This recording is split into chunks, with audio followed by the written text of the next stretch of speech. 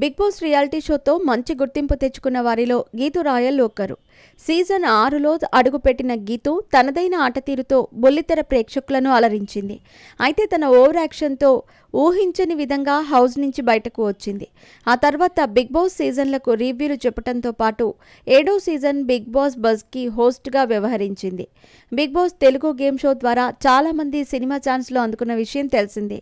Fade out అవుతున్న టైంలో big boss game షోకి వెళితే ప్రేక్షకుల్లో మంచి గుర్తింపు తెచ్చుకోవచ్చు, తద్వారా సినిమాల్లో తిరిగి రాణించవచ్చు అని చాలామంది అనుకుంటారు.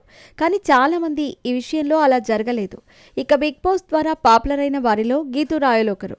చిత్తూరు చిరుత అంటూ అక్కడి యాసతో మాట్లాడుతూ ఈ అమ్మడు చేసిన హడావిడి అంతా ఇంతా కాదు, నేను ఇలానే ఉంటా, నాకు నచ్చినట్టే ఆడతా అంటూ బిగ్ బాస్ హౌస్లో గీతు చేసిన రచ్చ మామూలు రచ్చ కాదు.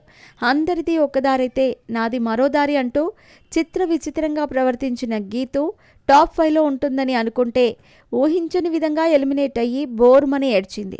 ఇక బిగ్ బాస్ నుంచి బయటకు వచ్చిన తర్వాత సోషల్ మీడియాతో బిజీ అయ్యింది ఆమె.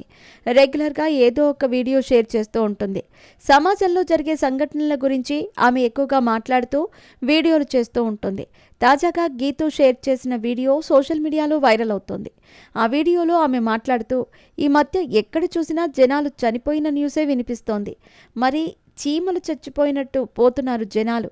హ్యాపీగా హనీమూన్కి వెళదామని వెళితే అక్కడ టెర్రరిస్టులు చంపేస్తున్నారు, లేదా భార్య చంపిస్తుంది, తల్లి పిల్లల్ని చంపి కుక్కర్లో ఉడకబెడుతుంది, బస్సులు రైళ్లు విమానాల యాక్సిడెంట్స్లో చనిపోతున్నారు.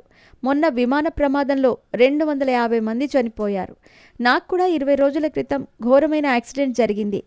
జస్ట్ సెకండ్లో చావు నుంచి బయటపడ్డాను.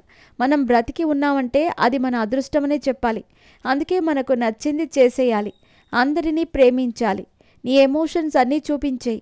ఎప్పుడు చచ్చిపోతామో తెలియదు. వేరే వాళ్లకు బాధ కలిగించినంత వరకు నెక్స్ట్ సెకండ్ నువ్వు చనిపోయినా నీకు ఎలాంటి పశ్చాత్తాపం కలగదు అనేలా జీవించాలి అంటూ చెప్పుకొచ్చింది. వేరే వాళ్లకు బాధ కలిగించినంత వరకు నెక్స్ట్ సెకండ్ నువ్వు చనిపోయినా నీకు ఎలాంటి పశ్చాత్తాపం కలగదు అనేలా జీవించాలి అంటూ చెప్పుకొచ్చింది.